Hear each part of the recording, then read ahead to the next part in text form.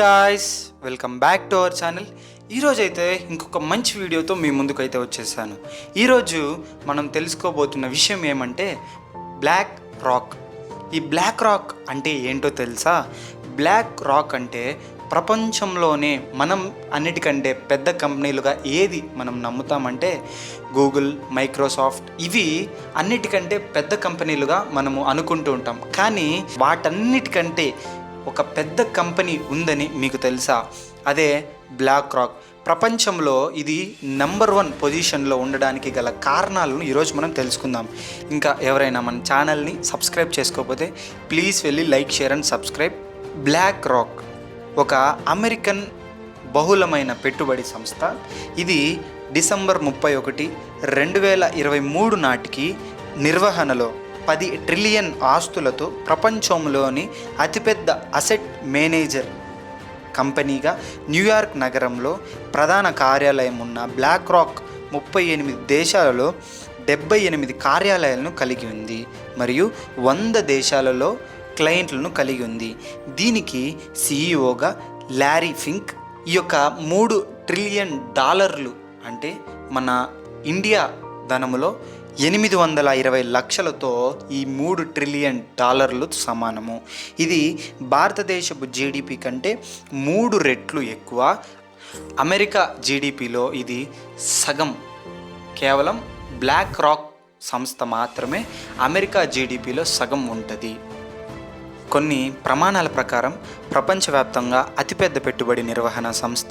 December 31, 2023 నాటికి నిర్వహణలో 10 trillion ఆస్తులను ఏయుఎంలో ఉన్నాయి. దాదాపు 112.85 బిలియన్ల మార్కెట్ క్యాపిటలైజేషన్తో ఏప్రిల్ 18, 2024 నాటికి పబ్లిక్గా వ్యాపారం చేసే ప్రధాన కంపెనీగా బ్లాక్ రాక్ ప్రపంచవ్యాప్తంగా ఉన్న సంస్థాగత మరియు రిటైల్ క్లయింట్లకు పెట్టుబడి మరియు సాంకేతిక సేవలను అందిస్తుంది. BlackRock investor relation, stock quote and chart. సంస్థ ఈక్విటీలో, మనీ మార్కెట్ సాధనాలు మరియు స్థిర ఆదాయం వంటి వాహనాలలో పెట్టుబడి పెట్టే వివిధ రకాల నిధులు మరియు పోర్ట్ఫోలియోలను అందిస్తుంది. క్లయింట్లు మ్యూచువల్ ఫండ్స్, రిటైర్మెంట్, ఆదాయం మరియు కళాశాలల పొదుపులకు సంబంధించిన లక్ష్యాలపై దృష్టి పెట్టే పెట్టుబడులు మరియు ఎక్స్చేంజ్ ట్రేడెడ్ ఫండ్స్, ఈటీఎఫ్లు కోసం బ్లాక్ రాక్ వైపు చూస్తారు. గ్లోబల్ ఈటీఎఫ్ మార్కెట్లో అగ్రగామిగా ఉన్నాయి. ఈటీఎఫ్ల ఐషేర్స్ సమూహానికి బ్లాక్ రాక్ మాతృ సంస్థ. బ్లాక్ రాక్ తన క్లయింట్లకు విధించే పెట్టుబడి సలహా మరియు పరిపాలన రుసుము నుండి దాని ఆదాయాలలో ఎక్కువ భాగం పొందుతుంది. బ్లాక్ రాక్ యొక్క ప్రధాన పోటీదారులలో the Vanguard Group, State Street Corp, STT మరియు టీ రోవ్ ప్రైస్ గ్రూప్ ఇంకా కీ టేక్వేస్.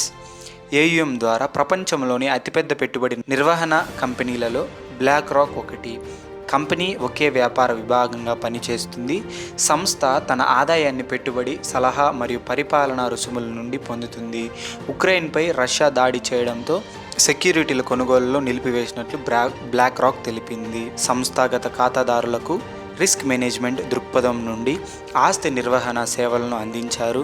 ఫింక్, కపిటో, గోలుబ్ మరియు నోవిక్ ఫస్ట్ బోస్టన్లో కలిసి పనిచేశారు. ఇక్కడ ఫింక్ మరియు అతని బృందం యునైటెడ్ స్టేట్స్లోని తనఖా ఆధారిత సెక్యూరిటీల మార్కెట్లో మార్గదర్శులుగా ఉన్నారు. ఫింక్ పదవీ కాలంలో అతను ఫస్ట్ బోస్టన్ అధిపతిగా 90 మిలియన్లను కోల్పోయాడు. అతను మరియు ఇతరులు అద్భుతమైన రిస్క్ మేనేజ్మెంట్ మరియు విశ్వసనీయ పద్ధతులుగా భావించే వాటిని అభివృద్ధి చేయడానికి ఆ అనుభవం ప్రేరణలోకి వచ్చింది. ప్రారంభంలో రిస్క్ మేనేజ్మెంట్కు అంకితమైన సంస్థ గురించి ఫింక్ దృష్టిని విశ్వసించిన బ్లాక్ స్టోన్ గ్రూప్కు చెందిన పీటర్సన్ నుండి ఫింక్ నిధులు ప్రారంభ నిర్వహణ మూలధనం కోసం కోరింది. పీటర్సన్ దీనిని బ్లాక్ స్టోన్ ఫైనాన్షియల్ మేనేజ్మెంట్ అని పిలిచారు. బాండ్ వ్యాపారంలో 50% వాటాకు బదులుగా ప్రారంభంలో బ్లాక్ స్టోన్ ఫింక్ మరియు అతని బృందానికి $5 మిలియన్ల క్రెడిట్ లైన్ను ఇచ్చింది. నెల రోజుల్లోనే వ్యాపారం లాభదాయకంగా మారింది మరియు 1989లో నాటికి సమూహం యొక్క ఆస్తులు 4 రెట్లు పెరిగి 2.7 బిలియన్లకు చేరుకున్నాయి. ఫింక్ సిబ్బందితో పోలిస్తే బ్లాక్స్టోన్ యాజమాన్యంలోని వాటా శాతం కూడా 40కి పడిపోయింది. 1992 నాటికి బ్లాక్స్టోన్ కంపెనీలో దాదాపుగా 36% వాటాను కలిగి ఉంది మరియు స్టీఫెన్ ఏ. స్క్వార్జ్మాన్ మరియు ఫింక్ షేర్లను ప్రజలకు విక్రయించాలని ఆలోచించారు. సంస్థ బ్లాక్ రాక్ పేరును స్వీకరించింది మరియు సంవత్సరం చివరి నాటికి 17 బిలియన్ల ఆస్తులను నిర్వహిస్తోంది. 1994 చివరి నాటికి బ్లాక్ రాక్ 53 బిలియన్లు నిర్వహిస్తుంది. 1994 స్క్వార్జ్మాన్ మరియు ఫింక్ మధ్య పరిహారం మరియు ఈక్విటీ పద్ధతులపై అంతర్గత వివాదం ఏర్పడింది. బ్లాక్స్టోన్ వాటాను మరింత తగ్గించడానికి ఇష్టపడని స్క్వార్జ్మాన్ల కాకుండా బ్యాంకుల నుండి ప్రతిభను ఆకర్షించడానికి కొత్త ఉద్యోగులతో ఈక్విటీని పంచుకోవాలని ఫింక్ కోరుకున్నాడు. వారు విడిపోవడానికి అంగీకరించారు మరియు స్క్వార్జ్మాన్ బ్లాక్ రాక్ను విక్రయించారు. ఆ నిర్ణయాన్ని అతను విరోచిత తప్పిదంగా పేర్కొన్నాడు.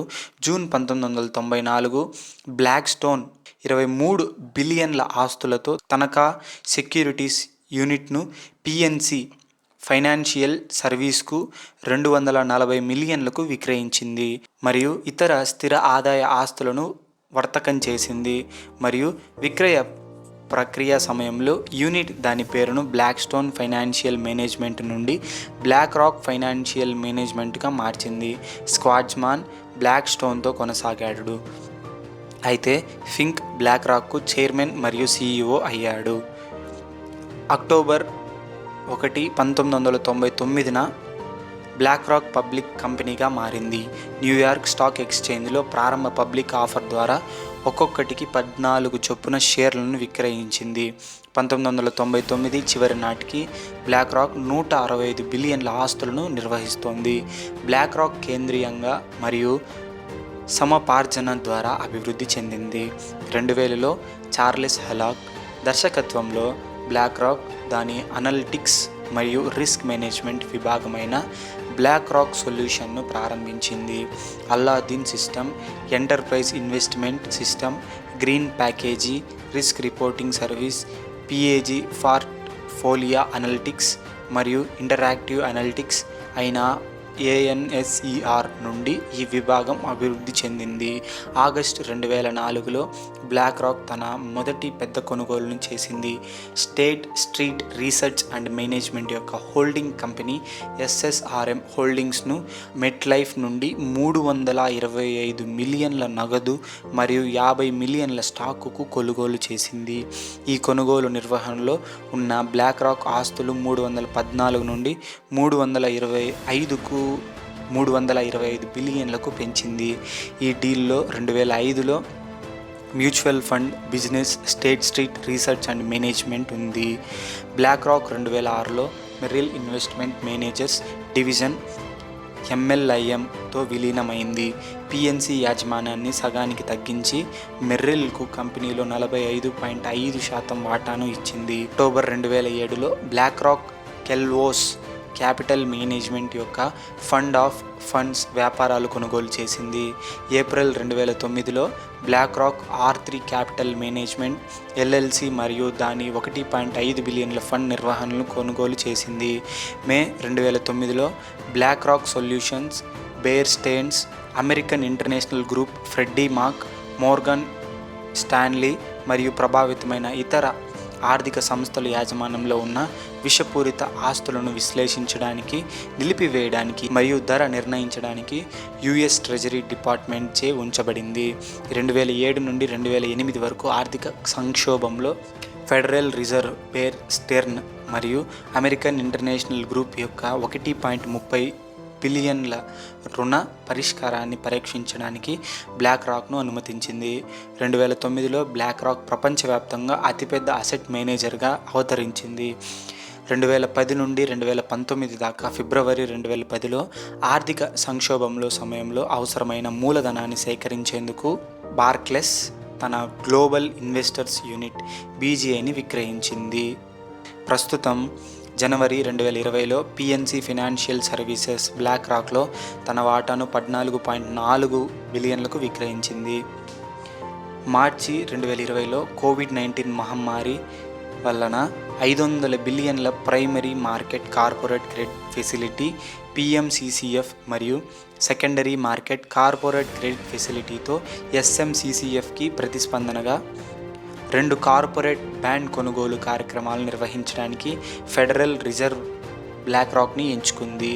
అలాగే ప్రభుత్వ జాతీయ తనఖా సంఘం ఫెన్నీ మే లేదా ఫ్రెడ్డీ మాక్ ద్వారా హామీ ఇవ్వబడిన వాణిజ్య తనఖా ఆధారిత సెక్యూరిటీల సిఎంబిఎఫ్ యొక్క ఫెడరల్ రిజర్వ్ కొనుగోలు ఆగస్టు 2020లో దేశంలో మ్యూచువల్ ఫండ్ వ్యాపారాన్ని స్థాపించడానికి BlackRock China Securities Regulatory Commission నుండి ఆమోదం పొందింది.